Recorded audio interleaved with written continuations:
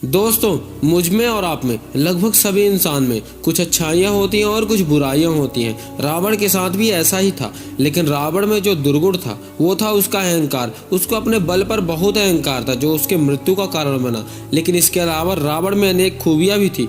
उस जैसा महाज्ञानी कोई नहीं था और न कोई होगा जो उसे सबसे ज्यादा महान बनाता है। महान वाल्मीकि के लिखित रामायण में भी यह कहा गया है कि जब रावण सीता माता का अपहरण करके लंका ले जाता है, तब श्री राम की आज्ञा अनुसार हनुमान जी लंका सीता माता की खोज में जाते हैं। तब हनुमान जी खुद रावण की बुद्धिमानी और उसके गुण को देखकर अचंभित हो जाते हैं। रावण एक महान पंडित था। उसके तप में जितनी कठोरता थी, शायद ही उस काल के किसी ऋषि मुनि में हो। रावण बहुत ही बुद्धिमान एवं तीनों लोगों का ज्ञाता था।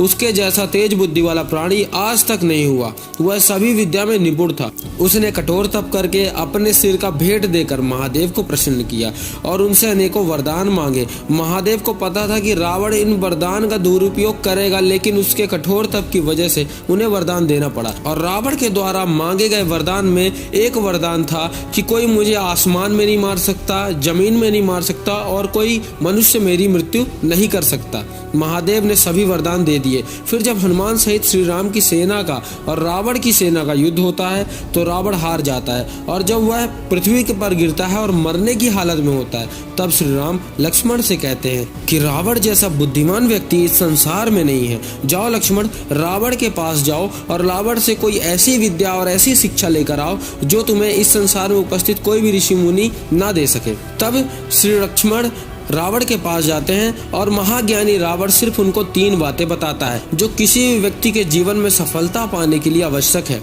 उन्होंने पहली बात लक्ष्मण को बताई कि शुभ कार्य जितनी जल्दी हो सके उतनी जल्दी कर लेना चाहिए और अशुभ कार्य को जितना टाल सको उतना टालो। मैंने श्री राम से शत्रुता मोड़ ले ली और उसकी वजह से आज मैं मृत्यु के द्वार पर खड़ा हूँ। ये मेरी सबसे पहली गलती थी।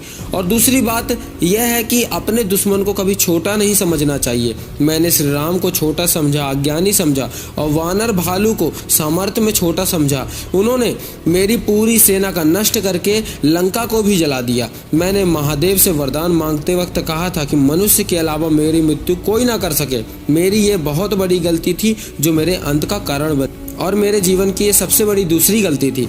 तीसरा और सबसे महत्वपूर्ण बात, यदि तुम्हारे जीवन में कोई राज है तो उसे अपने तक ही सीमित रखना। अपना राज किसी प्रिय को भी मत बताना, चाहे वो आपके कितना भी करीब हो। ये सब भूलकर मैंने विभीषण को अपना राज बता दिया और जिंदगी की तीसरी सबसे बड़ी गलती कर बैठा। रावण की इन 3 बातों को दिल से पालन करो, सफलता आपके कदमों में होगी। अगर ये वीडियो को देखकर आपके अंदर थोड़ा सा भी बदलाव आया हो या आपको थोड़ा सा भी मोटिवेशन मिला हो तो कमेंट में ज़रूर बताना और इस वीडियो को एक लाइक करके चैनल को सब्सक्राइब जरूर कर देना। और भी ऐसी मोटिवेशन वीडियो पाने के लिए तो अगली वीडियो में मिलते हैं। तब तक के लिए जय हिंद।